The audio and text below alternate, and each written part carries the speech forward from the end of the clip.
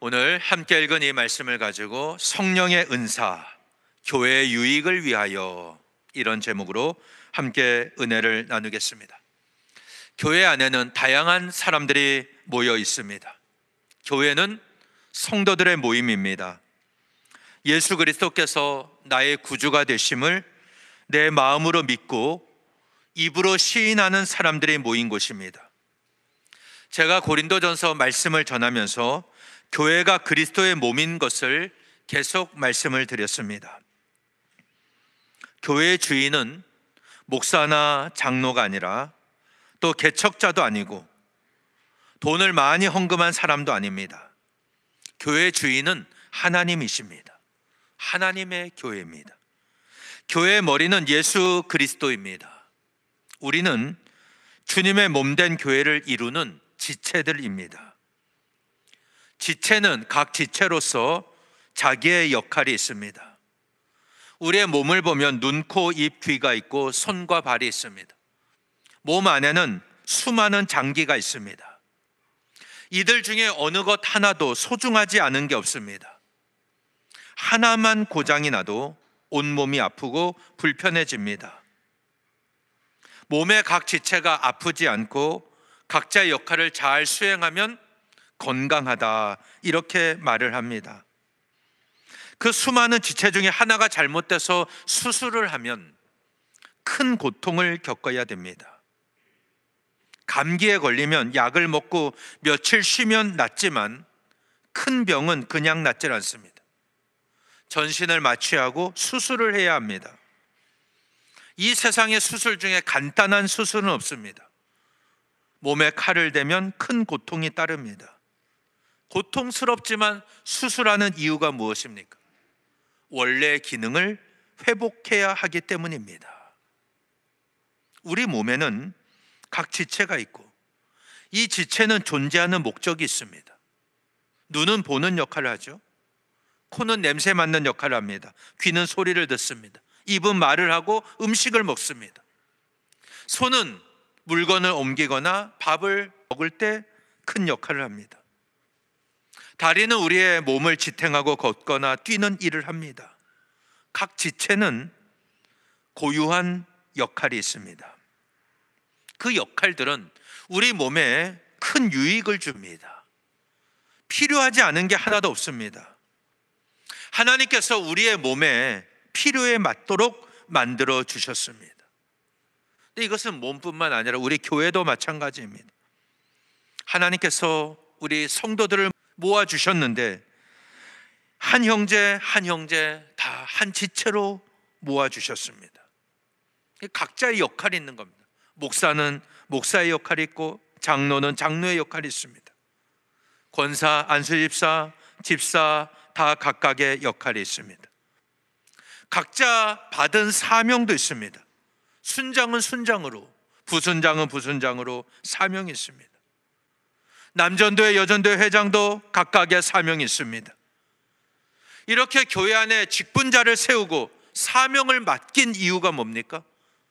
교회의 유익을 위함입니다.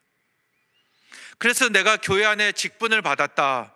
모든 직분자는 먼저 내가 교회에 유익한 사람인가? 이것을 항상 생각해야 됩니다. 나는 하나님의 교회에 유익한 사람입니까? 나는 하나님의 나라에 덕을 세우고 있습니까? 오늘 내 말 한마디, 내 행동 하나가 다른 사람을 위로하고 격려하고 있습니까? 사도 바울은 고린도 교회 성도들 향해서 너희가 먹든지 마시든지 무엇을 하든지 다 하나님의 영광을 위하여 하라, 이렇게 말씀했습니다. 그럼 오늘 내가 먹고 마시고 무슨 일을 하든지 다 하나님께 영광이 되고 있는가? 오늘 우리의 문제가 무엇입니까? 교회 안에서 행하는 수많은 일들이 하나님의 영광을 위한 것이 아니라 나의 영광을 위할 때가 많습니다. 내 이름이 드러나야 하고 내 명예가 높아지길 바라며 주의 일을 합니다. 이렇게 하면 항상 문제가 발생합니다. 우리는 하나님의 영광을 위해 기도하며 결정해야 됩니다. 아무도 알아주지 않아도 묵묵하게 하나님이 맡겨주신 사명을 감당하면 반드시 아름다운 열매를 맺게 되어 있습니다. 그러니까 오늘 내 신앙은 무엇으로 알 수 있냐면 열매를 통해 알 수가 있습니다. 마태복음 7장에 보면 좋은 나무와 못된 나무가 나옵니다. 좋은 나무와 못된 나무를 구분하는 기준은 바로 열매입니다. 이 열매를 보면 어떤 나무인지를 알 수 있습니다. 가시나무에서 포도를, 엉겅퀴에서 무화과를 딸 수가 없습니다.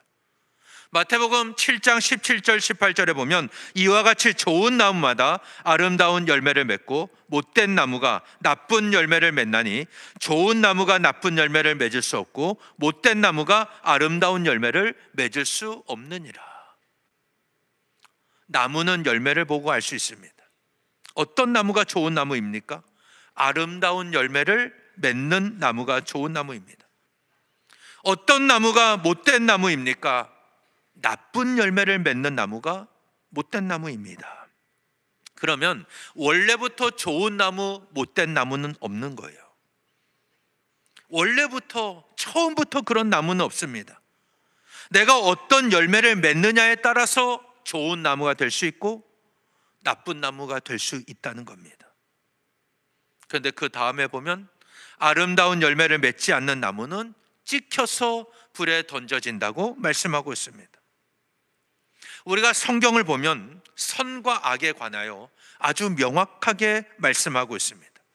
그러니까 중간은 없는 거예요. 천국 아니면 지옥입니다. 마지막 때는 양과 염소로 나누어집니다. 알곡과 가라지로 나눕니다. 오른편과 왼편으로 나눕니다. 중간은 없습니다. 내가 착하게 살았다고 천국에 가는 것이 아닙니다. 천국에 가는 길은 오직 예수 그리스도뿐입니다. 다른 길은 없습니다. 사도행전 4장 12절에 보면 다른 이로서는 구원을 받을 수 없나니 천하 사람 중에 구원을 받을 만한 다른 이름을 우리에게 주신 일이 없음이라. 이렇게 말씀하고 있습니다. 구원의 다른 길은 없습니다. 아무리 신앙적으로 훌륭하고 존경받는 사람이라 할지라도 예수님보다 앞설 수는 없습니다. 만약 그 이름이 예수님보다 더 많이 존경받고 예수님보다 더 존귀하게 불린다, 그 사람은 이단입니다. 인간은 인간이고 하나님은 하나님입니다. 인간이 하나님이 될 수는 없는 거예요. 그러니까 구원에는 중간지대가 없다. 우리 교회 모든 성도가 다 예수 믿고 구원받아 하나님 나라 천국에 가는 여러분 되시기를 바랍니다. 나무도 마찬가지예요. 중간 나무가 없어요. 좋은 나무, 나쁜 나무 명확하게 구분됩니다. 그럼 오늘 나는 좋은 나무입니까? 못된 나무입니까? 나는 아름다운 열매를 많이 맺고 있습니까? 나쁜 열매를 맺고 있습니까? 우리가 하나님 앞에서 항상 겸손해야 하는 이유, 낮아져야 하는 이유가 뭡니까? 내 안에서 끊임없이 나쁜 열매가 나오기 때문입니다. 나쁜 열매를 맺으면 못된 나무가 되는 거예요. 그래서 나 자신을 십자가에 쳐서 복종시켜야 됩니다. 내가 예수님과 함께 날마다 죽지 않으면 내 안에서 끊임없이 나쁜 열매가 나오게 되어 있습니다. 그러면 못된 나무가 되는 겁니다. 이것은 신앙생활을 오래 한 것과 상관이 없습니다. 제가 춘천에 있을 때 호스피스 병원에서 말기암 환자들과 7년 동안 예배를 드린 적이 있습니다. 7년 동안 예배를 드리고 그 환자들을 기도해 드렸으니 얼마나 많은 환자들을 보았겠습니까? 거기서는 다 이제 인생의 마지막 죽음을 앞두고 하나님을 맞을 준비를 하는 시간들입니다. 그러니까 많은 분들이 제 기도를 받고 천국에 가신 거예요. 근데 그들 중에 두 분이 기억에 남습니다. 한 분은 목회하셨던 분이고 한 분은 권사님입니다. 근데 이 두 분만큼은 유독 어둠의 영에 사로잡혀 있었습니다. 죽음을 두려워하고 있었습니다. 항상 불안해했습니다. 다른 분들은 예배 시간에 함께 예배드리고 찬양하고 말씀 듣고 기도받을 때 감사가 있고 기쁨이 있었습니다. 또 제가 믿음으로 기도해드리면 그것을 기도를 받고 천국의 확신 속에 생을 마감했습니다. 근데 이 두 분은 항상 어두웠습니다. 그때 제가 깨달은 게 뭐냐면 신앙의 연수가 천국을 보장하지 않는다. 철저하게 깨달았습니다. 어떤 분은 예수님을 전혀 모르고 살다가 그 병원에 와서 예수님을 영접하고 세례받은 분들도 있습니다. 그런데 그분들이 얼마나 예배를 사모하는지 모릅니다. 비록 몸은 아프지만 그 얼굴에서 빛이 났습니다. 마태복음 7장 20절은 이렇게 말씀합니다. 이러므로 그들의 열매로 그들을 알리라. 어떤 열매를 맺느냐에 따라서 그 나무가 어떤 나무인지를 알 수가 있다는 겁니다. 오늘 내 삶의 열매는 무엇입니까? 내가 받은 직분, 내가 받은 사명으로 아름다운 열매를 맺고 있습니까? 아름다운 열매를 맺는 나무가 좋은 나무입니다. 근데 이 아름다운 열매는 그냥 맺어지는 게 아닙니다. 내 안에서 끊임없이 나오는 나쁜 열매를 계속 잘라내야 됩니다. 나 자신을 비워야 됩니다. 예수 그리스도의 십자가 앞에 내 욕심과 정욕을 못 박아야 됩니다. 그래야 좋은 열매가 나옵니다. 이 좋은 열매는 교회에서 많은 사람을 유익하게 합니다. 내 말 한마디가 선한 영향력이 있어서 다른 사람에게 힘을 주고 그를 믿음으로 일어서게 합니다. 내 행동 하나가 다른 사람에게 은혜를 끼칩니다. 믿음의 본을 보입니다. 우리가 부정적인 생각을 하고 부정적인 말을 하면 안 되는 이유가 바로 여기 있습니다. 사람은 영적인 존재입니다. 영물이에요.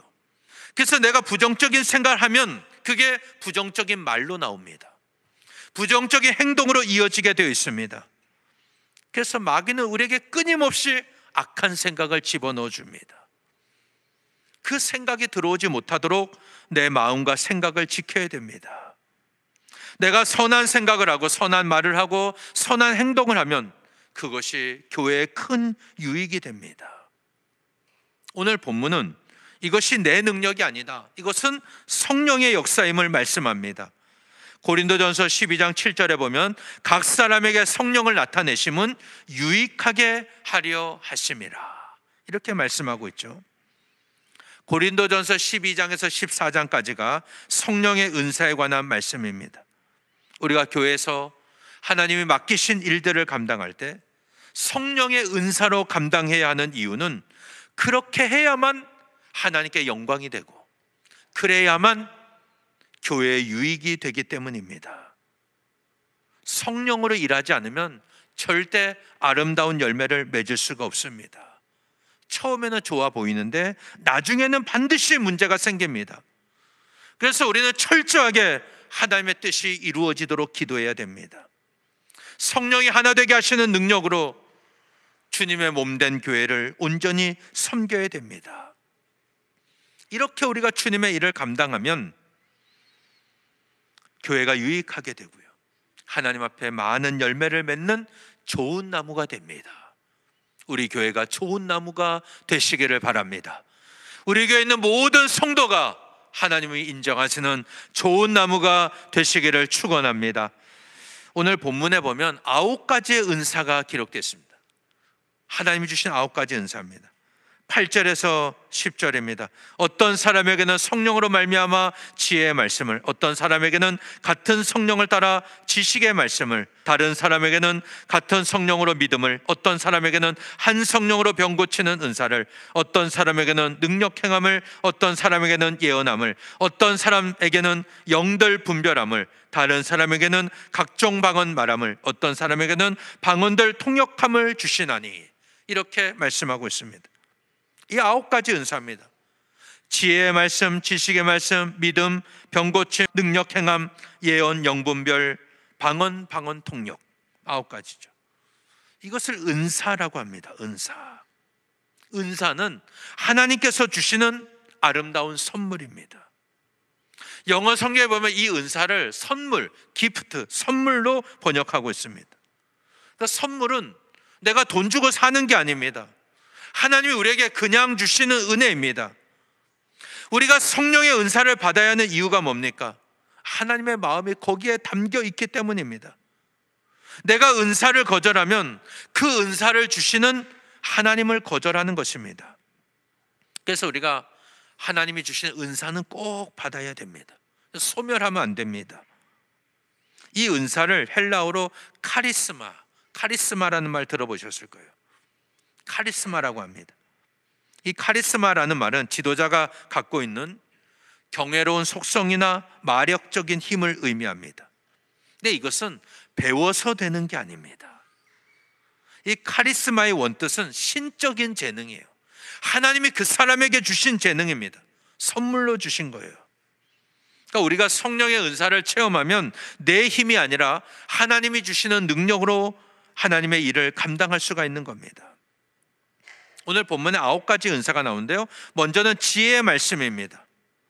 성령께서 감추어진 것들을 계시하여 주셔서 문제가 있는 것, 그 근원을 알게 해주시는 거예요.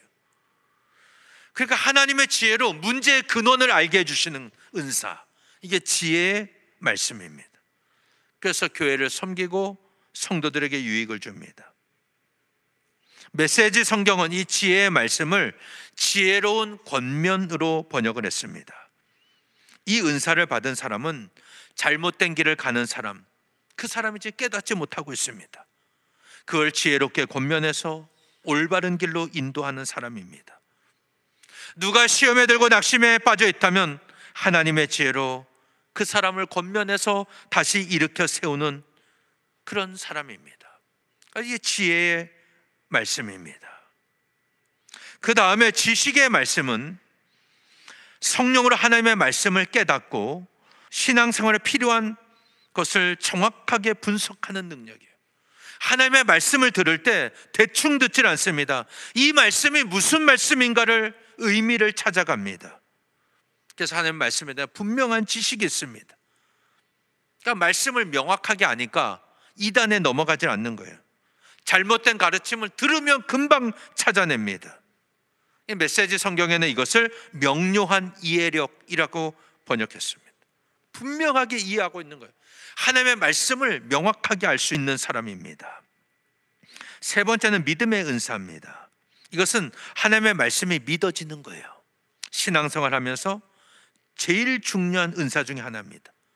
왜냐하면 우리가 믿음으로 구원을 받기 때문입니다. 믿음이 없으면 구원도 없고 천국도 갈 수가 없습니다. 세상 사람과 다를 바가 없는 것입니다. 하나님은 우리의 믿음을 보시고 의롭다고 인정하십니다. 근데 이 믿음이 나로부터 시작되는 것이 아니라 위로부터 내려오는 거예요. 하나님으로부터 시작됩니다. 하나님이 성령의 선물로 주신 것이 바로 믿음입니다. 이 은사를 받은 사람은 하나님의 말씀이 그대로 믿어집니다. 태초에 하나님이 말씀으로 천지를 창조하신 것 믿어집니다. 예수 그리스도께서 동정녀의 몸에 탄생하신 것 믿어집니다. 우리 주변에는 아무리 내가 믿고 싶어도 믿어지지 않아서 신앙생활을 못하는 분들도 있습니다. 이건 내 의지로 되는 것이 아닙니다. 하나님이 선물로 주셔야 됩니다. 그래서 이 믿음의 은사는 단순한 신뢰예요. 단순한 신뢰. 복잡하지 않습니다. 하나님이 지금도 살아계심을 믿는 거예요. 하나님 말씀하신 그대로 순종하며 사는 것, 이게 바로 믿음의 은사입니다. 그 다음은 병 고치는 은사, 이것도 성령의 은사죠. 하나님의 능력으로 병을 고치는 내용이 성경에 많이 기록되어 있습니다. 이걸 신유라고 합니다. 신유, 신적인 치유라는 뜻입니다. 하나님의 능력으로 병이 낫는 거예요. 하나님 우리를 만드신 분입니다. 내 창조자입니다. 나를 만드신 분이라면 내가 고장난 것도 치료하실 수 있는 분입니다. 실제로 이 은사를 받으면 의학적으로 설명되지 않는 일들이 일어납니다. 어떤 분이 저에게 기도 부탁을 하면 저는 최선을 다해 기도합니다. 그분이 낫도록 기도합니다. 기도를 받는 분도 믿음으로 기도받습니다. 그러면 몸이 좋아졌다고 말씀하는 분들이 많습니다. 이것은 저에게 무슨 능력이 있어서 그런 것이 아닙니다. 하나님께서 선물로 주신 거예요. 그럼 하나님께 영광을 올려야 되는 거죠. 그 다음에 은사는 바로 능력 행함입니다. 하나님이 이 은사를 주신 사람을 통해서 초자연적인 일을 이루어 가십니다. 하나님은 전능하신 분입니다. 인간에게는 불가능한 일이 하나님에게는 전혀 어렵지 않습니다. 그래서 메시지 성경은 이 능력 행함을 기적이라고 번역했습니다. 기적. 우리 인생에 나타나는 기적이 바로 하나님의 선물이라는 겁니다. 이스라엘 백성들 출애굽하고 홍해를 마른 땅처럼 건너지 않습니까? 이거 하나님이 행하신 기적입니다. 모세의 능력이 아니라 하나님의 능력입니다. 이 기적은 지금도 일어납니다. 하나님이 이 은사를 선물로 주시면 그 사람을 통해서 하나님의 역사가 나타나고 하나님의 능력이 나타나고 하나님의 기적이 일어나는 것입니다. 그 다음 예언은 하나님의 말씀을 성도들에게 전해주는 능력입니다. 성경이 말씀하는 예언은 미래의 일을 내다보고 미래의 일을 알려주는 것이 아닙니다. 하나님의 말씀을 받아서 성도들에게 전해주는 것이 예언이에요. 이 요즘 말로 쉽게 하면은 바로 설교입니다. 작게는 순장들의 목장 모임에서 말씀의 은혜를 나누는 게 예언입니다. 그래서 메시지 성경은 이 예언을 선포로 번역을 했습니다. 이거는 목회자에게만 필요한 은사가 아니라 교회 안에서 말씀을 전하고 가르치는 모든 분에게 다 필요한 은사입니다. 이것도 성령의 은사죠. 말씀을 가르치고 나누는 모든 분들, 이 은사를 사모해야 됩니다. 그 다음은 영분별입니다. 영분별, 영들을 분별하는 것. 이 은사를 받으면 어떤 사람의 말이나 행동이 하나님으로부터 온 것인지 아니면 마귀로부터 온 것인지를 명확하게 구분할 수가 있습니다. 신앙생활은 영적인 싸움입니다. 악한 마귀는 우리를 넘어뜨리려고 끊임없이 공격해 옵니다. 이때 이 영분별의 은사를 받은 사람은 마귀의 유혹에 넘어가진 않습니다. 마귀가 우리를 속일 수가 없어요. 광명한 천사의 모습으로 다가와도 넘어가진 않습니다. 그러나 이것을 분별하지 못하면 마귀에 넘어가는 겁니다. 양의 탈을 쓰고 이리가 다가오는데 그걸 모르는 거예요. 그러면 마귀의 자녀로 살 수밖에 없는 겁니다. 마지막 8번째와 9번째는 방언과 방언 통역입니다. 방언은 내가 모르는 말로 하나님과 교제하고 기도하는 영적인 언어입니다. 이 은사를 받으면 오랫동안 하나님과 기도할 수 있습니다. 근데 나도 무슨 말로 기도하는지를 모릅니다. 그래서 하나님은 방언 통역의 은사도 주십니다. 이것은 방언으로 기도하는 말이 무슨 뜻인지 알게 하는 특별한 은사입니다. 성경의 오늘 본문에는 9가지의 이런 은사가 나옵니다. 근데 이 모든 은사가 다 하나님께로부터 온다라고 말씀합니다. 11절에 보면 이 모든 일은 한 성령이 행하사 그의 뜻대로 각 사람에게 나누어 주시는 것이니라, 이렇게 말씀하고 있죠. 오늘 우리에게 나타나는 은사는 다 다릅니다. 그런데 그 은사는 한 분 성령님으로부터 나온다는 것입니다. 하나님이 교회의 유익을 위하여 하나님의 뜻대로 각 사람에게 나누어 주신 것입니다. 하나님이 나누어 주신 거예요. 그러면 은사에는 높고 낮음이 없는 거예요. 어떤 은사가 이 은사보다 더 높고 더 존귀하고 더 힘이 있다, 그건 잘못된 생각입니다. 다 하나님께로부터 왔습니다. 하나님의 각 사람에게 맞게 교회의 유익을 위하여 허락하신 은사입니다. 그래서 목회자의 눈으로 볼 때 가장 아름다운 모습은 하나님이 주신 은사대로 교회를 섬기고 성도들을 섬길 때입니다. 하나님 주신 은사로 섬길 때 가장 아름다워요. 가장 아름다운 열매가 많이 맺힙니다. 그렇기 때문에 내 눈으로 볼 때 저 사람이 참 부러워 보이죠. 그건 하나님이 그 사람에게 주는 은사예요. 하나님은 나에게 주신 은사가 있습니다. 내가 그 은사대로 잘 일을 하면 다른 사람도 나를 부러워하는 거예요. 다른 사람을 부러워할 필요가 없습니다. 하나님이 나에게 주신 은사를 발견하는 게 중요한 거예요. 그 은사대로 쓰임 받을 때 하나님께 영광이 됩니다. 교회에 유익하고 나에게는 기쁨이 임하는 것입니다. 사랑하는 여러분, 교회는 그리스도의 몸이라고 그랬습니다. 우리는 주님의 몸된 교회를 이루는 각 지체들입니다. 그럼 내가 지체로서 교회 안에 있을 때 나는 교회에 유익한 사람입니까? 교회의 덕을 세우고 하나님의 영광을 위해 주어진 사명을 감당하고 있습니까? 내가 좋은 나무인지 나쁜 나무인지는 열매를 보고 알 수가 있습니다. 우리는 좋은 열매를 많이 맺도록 나 자신을 십자가에 쳐서 복종시켜야 됩니다. 내가 예수 그리스도와 함께 날마다 죽어야 내 안에서 나쁜 열매가 더 이상 나오질 않습니다.